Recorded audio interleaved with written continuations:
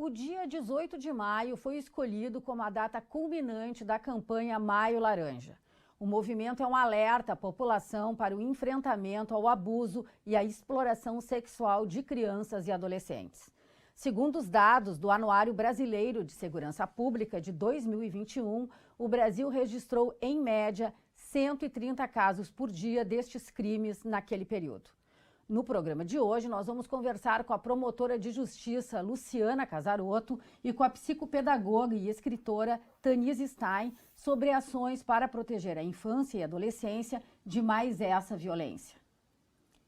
Muito bem-vindas, muito obrigado por aceitarem o convite para participar do programa, para a gente abordar esse tema difícil, mas absolutamente necessário, né? A gente sabe que, como eu falei ali no início, na abertura do programa, 130 notificações por dia, mas a gente também sabe que são números que estão abaixo, né, da realidade.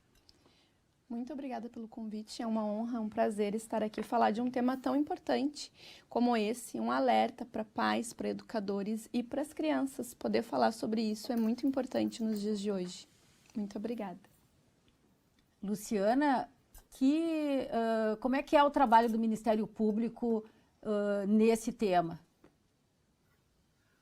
Bom dia. Bom, primeiramente, um bom dia a todos. Um tema difícil, né? Um tema complicado, mas que bom que nós temos hoje esse olhar para a infância, para a adolescência, do que é exatamente o abuso sexual. E o trabalho do Ministério Público não podia ser mais prioritário nessa área. Vocês imaginam o que pode ser mais difícil na área da infância e da juventude do que crianças que têm esse seu direito sexual violado? Então, toda a nossa luta, ela é assim focada na proteção dessas crianças, no atendimento que essas crianças referem, mas também, e como não poderia deixar de ser diferente, na punição aos agressores. Sim. Tanise, eu sei que também é uma situação complexa, né? Porque tem muitas questões envolvidas, mas como é que a gente pode identificar sinais de violência ou abuso sexual nas crianças e adolescentes? Então, as crianças que passam por um abuso sexual, elas sempre vão dar sinais, e isso é importante. E a gente ensinar isso para os pais e para os professores para poder identificar de fato. Então, a criança, ela vai ter alguns sinais que são muito clássicos e o primeiro deles é a mudança de comportamento. É aquela criança que mudou o seu comportamento em relação ao lugar que gostava de ir, gostava de frequentar determinado lugar, não gosta mais. Era aquela criança que é super sorridente, super comunicativa e daqui a pouco ela começa a ficar mais retraída, não quer mais se expor, não quer conversar. Então, a mudança de comportamento ela é um grande sinalizador. Por isso, a escola hoje ela é uma das principais denunciantes, porque o professor é quem percebe essas alterações no comportamento da criança. Então, o baixo rendimento escolar, a criança que já passou pelo período de desfraude começa a fazer xixi na cama, começa a fazer cocô nas calças, né? A enurese, a ecoprese. Então, isso são sinais. Aquela criança que começa a ter mais questões com ansiedade, depressão, automutilação, sinais também, são sinais que a criança começa a trazer e que são de formas muito sutis, que às vezes a família não percebe. Que dentro da violência sexual a gente vai ter sinais mais específicos, né, que são aquelas crianças que começam a ter dores psicossomáticas, né, reclamar de dor de cabeça sem motivo, de dor no ventre, de dor nas partes íntimas, mau cheiro, aquela criança que tem alguma doença sexualmente transmissível, ou aquela criança que tem sangramento, ou que aparece com roupas sujas, ou com hematomas sem nenhuma justificativa. Isso estão mais ligados à violência sexual. Mas os outros sinais são os primeiros que aparecem, né? Então, se o pai, uma mãe, a escola começa a perceber esses primeiros sinais, já é uma garantia de de conseguir correr a tempo de auxiliar essa criança com mais precisão, vamos dizer assim, né? No início ainda de alguma violência sofrida. No momento que a família ou a escola ou alguém próximo, né, da rede da criança percebe que a criança realmente está sofrendo esse tipo de violência, qual é o primeiro passo? Bom, a questão é a seguinte, agora até a Tanise falou algo, né? O quanto é difícil enxergar a própria violência. Então, essa questão de dar ouvido à criança, eu sei que eu estou voltando umas casas aqui, mas primeiro, ouvir a sua criança e acreditar nela. Ouvir a criança me parece que é algo fundamental, né? E quando acontece, então, assim, a primeira providência, né? Alguma autoridade deve ser comunicada. Isso é o que fala a lei. Então, conselho tutelar, Polícia Civil, o próprio Ministério Público, alguma autoridade deve ser comunicada, sem falar que, se for a própria família, encaminhar num serviço de atendimento médico para verificar o que é necessário ser feito, né, de profilaxia, enfim. Mas o que infelizmente a gente nota, que a grande maioria, expressiva maioria dos abusos sexuais cometidos são dentro do seio familiar. Então, isso que a Tanise falou também, né? A escola, quando chega nela, o que fazer? Comunicar à autoridade policial, Conselho Tutelar, Ministério Público, alguma autoridade, porque vejam bem, quem não comunica uma violência que sabe que a criança sofreu, inclusive incorre em crime também.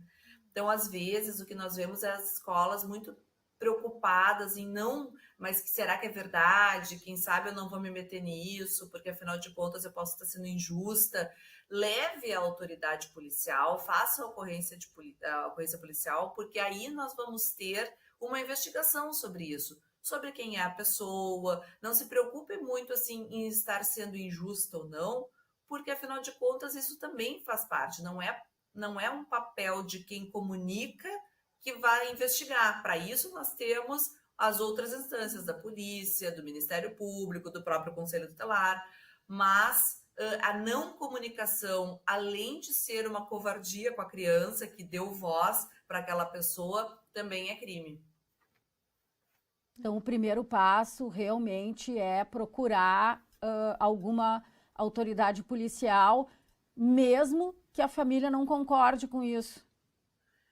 Mesmo que a família não concorde com isso, né? Isso é bastante fundamental, porque imaginem vocês, né? Aqui eu não tenho as estatísticas bem certinhas, mas beira os 90% dos abusos sexuais cometidos dentro do seio familiar, pessoas muito próximas.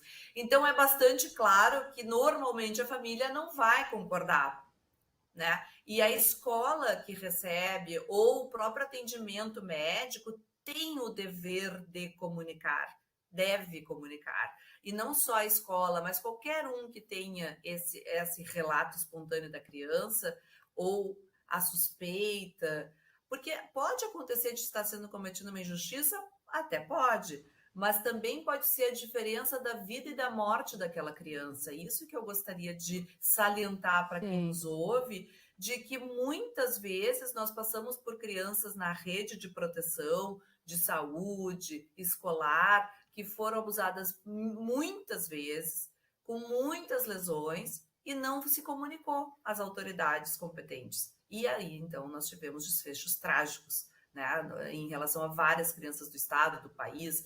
Então, trazer essa consciência de que em uma possível injustiça e um dever de cuidado que nós temos, todos nós, com nossas crianças e adolescentes, é muito melhor que se coloque aquilo para quem vai investigar e que aí, então, siga o seu percurso conforme vai ser o caminho natural. Pode ser a diferença da vida e da morte de uma criança. Eu acho que isso é fundamental, né? E é importante ressaltar o que a doutora colocou, que é o dever enquanto sociedade, né? O artigo 227 vai dizer isso, que é dever de todos, da família, da sociedade, assegurar os direitos como prioridade absoluta. Então, é a única vez que é citado no artigo absoluta prioridade. é em relação às crianças e adolescentes. Então, a gente precisa, enquanto sociedade, fazer esse papel. E não preciso ter certeza do que está acontecendo. Eu não preciso ter certeza. Eu posso suspeitar. Essa criança me deu indícios, essa criança está me mostrando algo, ela fala coisas que me deixam na dúvida. Eu posso ligar para o Disque 100, inclusive, né? Às vezes as pessoas não querem se expor, conhecem a família, ou às vezes estão a escola dentro de uma comunidade muito carente, com questões de tráfico e outras coisas envolvidas. Então, essa escola também tem medo. Então, hoje a gente tem o Disque 100. O Disque 100 a gente pode denunciar por ali e eles vão fazer esse caminho. É um pouquinho mais demorado do que eu ir direto no Conselho Tutelar da minha cidade ou buscar as autoridades do próprio município, sim, mas acontece, né? Então, é efetivo. O Disque 100, inclusive, recebe ligações das crianças, por isso nas palestras, né, nas formações que eu faço com as crianças, a gente ensina as crianças também a buscarem, porque muitas vezes a gente fala, as crianças falam para os pais e eles não acreditam. A gente tem muito disso, né? Então, antes tu perguntasse sobre a questão das crianças mentirem a respeito. Existem pesquisas que dizem que de 6 a 8% as crianças podem falar alguma inverdade sobre aquele caso. Eu costumo dizer que é onde a fumaça fogo. Né? Então, assim, se a criança trouxe algo, gente, ela ouviu, ela viu. Hoje em dia as crianças têm acesso à internet, né? Então as crianças estão sendo também abusadas virtualmente, o estupro de vulnerável virtual, que hoje é muito real também. As crianças vão receber esse estímulo e elas vão dar a mesma resposta emocionalmente, né, psicologicamente, até neurologicamente, em relação ao abuso sofrido, ainda que esse toque tenha sido virtual, como nós chamamos, né? Então, a importância de falar, de relatar de fato, de ligar para o Disque 100 e notificar. Porque antes a gente falava da subnotificação. O que acontece hoje no Brasil é isso. Hoje a gente tem 80% dos casos de abuso sexual notificados acontecem dentro da casa da própria família e em mais de 70% o pai ou o padrasto são os principais abusadores, notificados, né? A gente sempre fala, mulheres também abusam, tias, avós, mas é o seio familiar, é ali dentro que essa criança recebe o abuso sexual. As maiores vítimas são meninas. Meninas, as e meninas. Os maiores violadores são homens. Isso, das denúncias realizadas, sim, tá? Então, sim, assim, em 2019, nós tivemos 17 mil casos de violência sexual contra crianças e adolescentes. Então, se a gente partir desse princípio que apenas 10% são relatados, então a gente teve 170 mil casos em 2019.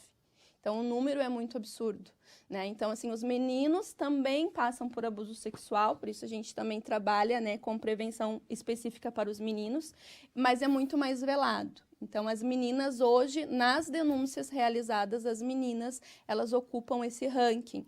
E é importante a gente falar que o Brasil hoje, ele ocupa o 2º lugar no ranking mundial de exploração sexual infantil.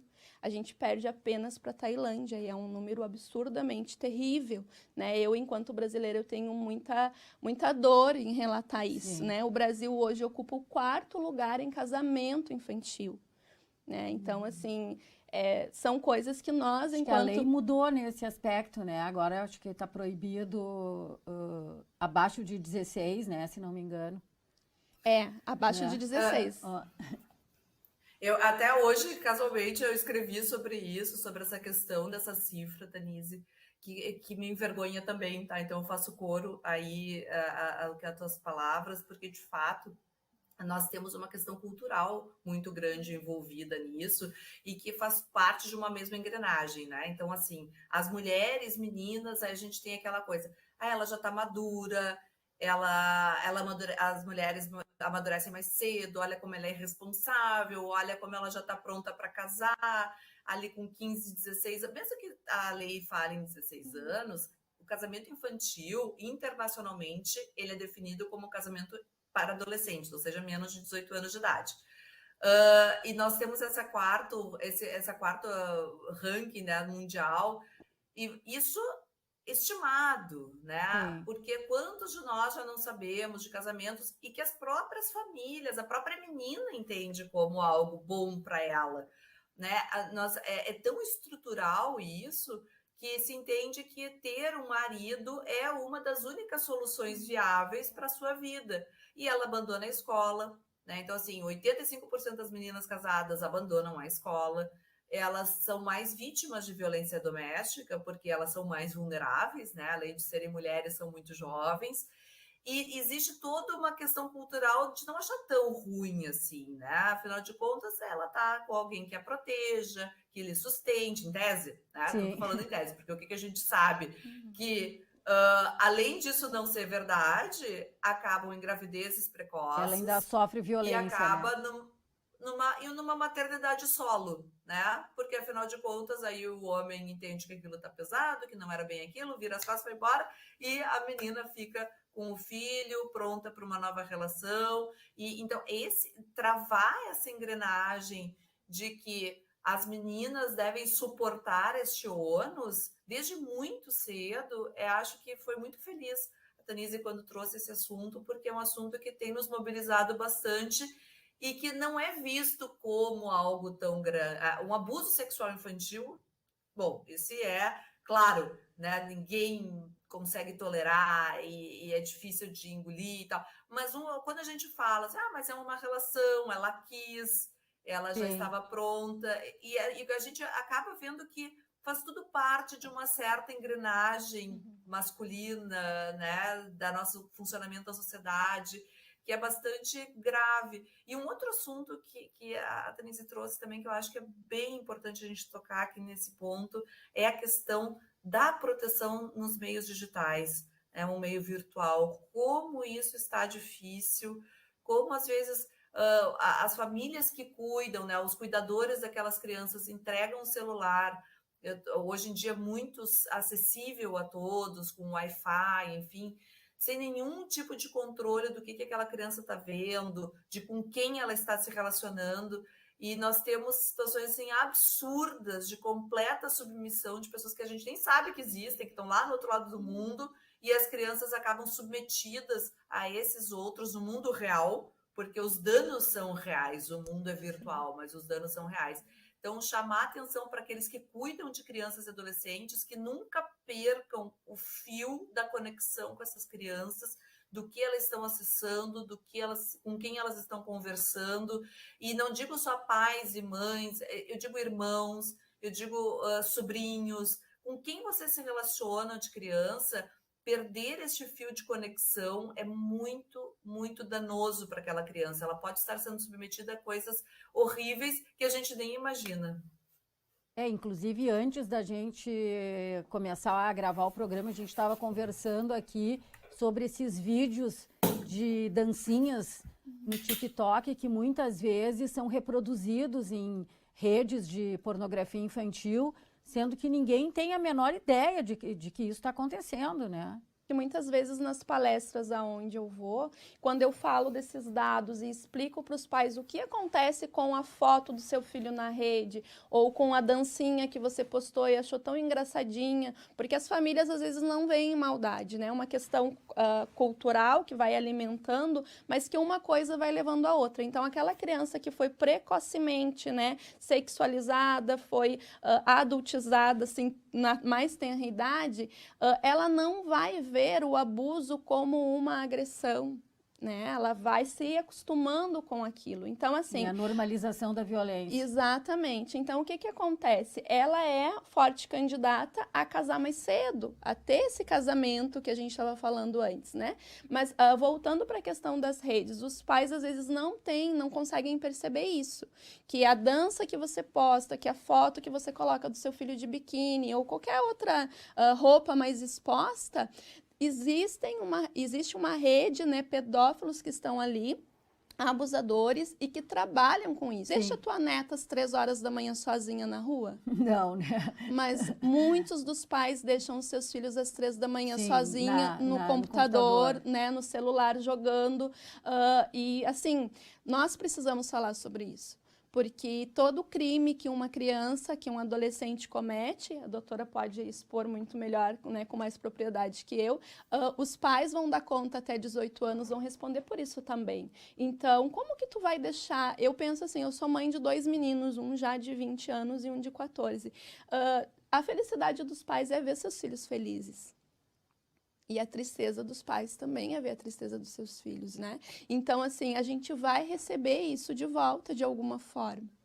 Então, às vezes, quando eu oriento, os pais perguntam, mas e a questão de privacidade? Esse filho precisa de ter privacidade? Precisa sim.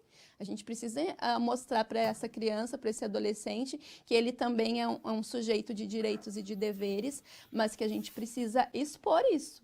Olha, nas redes, tudo que você faz no seu telefone não é assim, não é apagado do nada, fica lá, a polícia tem acesso. A gente tem que explicar o que tem por trás disso também, né? E mostrar, os meus filhos têm telefone e eu tenho a senha deles. Então, né, para menor de 18 anos, pai e mãe tem que monitorar, tem que olhar histórico, ver com quem está falando. Isso são coisas que a gente precisa criar esse hábito de segurança. Por quê? Porque um adolescente, uma criança que passa por um abuso sexual, muitas vezes ela não conta porque ela não sente o ambiente familiar seguro. Ou às vezes ela até tentou falar e esse pai e essa mãe não compreenderam, não entenderam, não tiveram tempo, como a doutora falou lá no início, né? Que é a correria dos dias, e é verdade, né? Se a gente abordar a história da bailarina, que é a história que nós... É a autora do livro, Isso, né? Então, assim, esse livro foi escrito após a pandemia, né? Nós publicamos ele em 2021, porque em 2020 e 2021 nós tivemos uma queda drástica nas denúncias de Disque 100, e aí a gente pensa assim, a gente teve poucos casos de abuso. Não, né? A nossa realidade brasileira é totalmente ao contrário. Então, assim, vamos pensar que essa criança na pandemia ficou no poder dos seus abusadores, porque 80% acontece dentro da casa da própria vítima, e essa criança não tinha nenhum espaço social, não tinha escola, não tinha igreja, não tinha ONG, não tinha projeto social para poder falar e para poder pedir ajuda. Então, quando nós iniciamos o retorno das aulas, a gente já teve um número absurdo, né, de crianças pedindo auxílio, de denúncia sendo realizada. Então, um livro veio para isso, para a gente poder trabalhar essa temática de uma forma lúdica, ensinar essa criança o que é um abuso indevido. Porque muitas crianças, apesar de hoje a grande maioria das nossas crianças terem acesso à internet e saberem de sexo muito precocemente, às vezes elas não entendem o que é aquilo, né? Então, explicar para a criança que tem um toque abusivo, o que é o toque do sim ou do não que a gente fala. O que é o toque do sim ou do não? Onde eu posso tocar? Onde as pessoas podem tocar em mim, né? As pessoas podem tocar na minha mão, as pessoas podem tocar na minha cabeça, né? Então, assim, a gente vai mostrando as partes íntimas, aonde que as pessoas não podem tocar. Mas existem alguma brincadeira que pode autorizar alguém a mexer lá? Não, né? Então, assim, mostrar que o abuso sexual acontece dentro de casa. Quem pode tocar? A mamãe pode tocar? O papai? Quem? Em quais circunstâncias? Depende, né? Também, então, a gente tem que explicar, não, na hora do banho, aquela criança que ainda precisa de auxílio, né? Eu tô doente, eu preciso ir no médico. Então, a gente tem que explicar em que situações esse adulto pode tocar nessa criança e de que forma seria esse toque. Isso é importante também. Queria terminar com vocês falando da importância da prevenção. Perfeito, a prevenção. Se eu pudesse falar assim, uma palavra apenas, prevenção é relação. Nós temos que nos conectar com as nossas crianças. Então, assim, não deixar que o cansaço do dia a dia, de famílias de todas as faixas de renda, deixem essa conexão de lado. É um desafio hoje em dia. Entender que essas crianças precisam dos seus adultos, que os adultos têm papéis a cumprir. Esta prevenção me parece que é a relacional com as crianças, na escola, relação com os professores. Nada disso tem uma receita pronta, mas me parece que esse seria a grande chave. E a prevenção na rede é falar e falar e falar. Falar sobre o tema, tentar entender o que cabe a cada um, me parece que também, sem dúvida nenhuma, um dos outros grandes pilares. Fora isso, a questão da notificação. Não se omita, notifique. Pode ser, o nome do programa é Faça a Diferença. Faça a diferença na vida de uma criança, de um adolescente. Não se omita. Isso pode ser a diferença entre a vida e a morte. E a educação sexual também nas escolas, falar sobre o tema, que agora a nossa outra entrevistada disse, É importante que as crianças saibam reconhecer quando estão em risco, quando aquilo é desconfortável, por que é desconfortável, que aquilo não é absolutamente comum. Então, isso é o papel de todos nós, o papel da escola nesse processo de prevenção.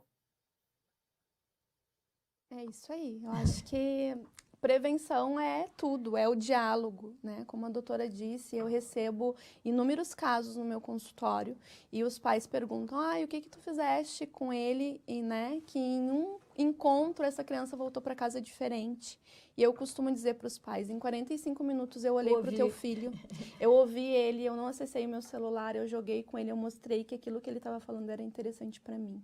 Então isso parece tão simples, mas no dia a dia, às vezes a gente deixa essa questão que é a mais importante por último, né? Às vezes a gente vai dar atenção para o filho quando a gente já está muito cansado, quando o filho já está indo para a cama, muitas vezes a gente não tem esse tempo de qualidade. Então, faça a diferença com seu filho, não terceirize esse momento, né? Não terceirize esse cuidado, ouvir o filho. Eles vão dar sinais. Como que o pai vai ver esses sinais se não está prestando atenção naquela criança, né? Por isso que às vezes são os outros profissionais que acabam identificando por isso. E acredite no seu filho, né? Eu costumo dizer uma frase que é o seguinte: crianças, elas mentem para sair de uma encrenca, mas nunca para se colocar numa delas. E essa é uma encrenca muito grande. Então, quando uma criança fala sobre isso, ela tem noção, muitas vezes, da gravidade. Ela está realmente ali Ela já não aguenta mais, ela está pedindo socorro, né? Então, assim, esse final de semana eu tive uma escuta muito triste, depois eu até quero conversar aí com a doutora um pouquinho, mas eu tive um relato de um menino que disse: todo mundo na minha casa sabe, mas ninguém fez nada.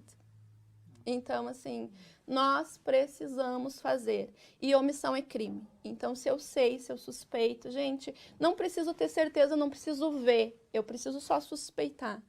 Vai, denuncia, diz que sim, né? Não precisa nem dizer o teu nome. Faz o teu papel. Porque uma criança pode ser salva, né? E uma história pode ser transformada. Eu fico muito feliz porque esse livro aqui já atingiu, né, mais de 30 mil exemplares que foram distribuídos gratuitamente, e é onde eu passo, às vezes eu vou em escolas que eu falo para 800 crianças, são crianças que estão sendo alertadas. Eu já tive inúmeros relatos de crianças que vieram: olha, já acontece isso comigo, eu sou que nem a bailarina. Ou pais que já me mandaram mensagens nas redes sociais dizendo: olha só, Tanise, eu já tive o teu livro e a minha filha veio contar que o irmão o colega do irmão tentou fazer a mesma coisa e ela lembrou da tua história e veio me dizer. Então, olha que importante, né? Então, Sim. que nós possamos fazer a diferença com o nosso pouquinho. Às vezes a gente acha não tão é pouquinho, não é pouquinho, né? Mas o alcance, ele realmente faz a diferença na vida das nossas crianças e nós vamos continuar lutando por elas. Eu só quero, antes de encerrar, dizer que dia 18 de maio é o nosso dia D da campanha, que ele é em homenagem, né, à morte da Araceli Crespo, que deu voz para esse movimento, mas que a Assembleia Legislativa e vários outros pontos aqui do Rio Grande do Sul vão ficar iluminados de laranja no dia 18. E nós estamos vestidos, né, aqui caracterizadas do Maio Laranja. Então, você que pode, no dia 18, poste uma foto sua de laranja, né, deixa o seu perfil laranja, fale, reforce. Nas nossas redes sociais também, que possa fazer esse movimento girar e que a gente possa falar mais sobre esse assunto. Muito obrigada, parabéns pelo trabalho de vocês. E hoje a gente fica por aqui, mas você pode rever esta e outras edições do Faça a Diferença no canal da TV Assembleia no YouTube, no endereço que nós exibimos aqui na tela. Obrigada e até a próxima semana, quando a gente volta a trazer outro assunto que pode fazer a diferença.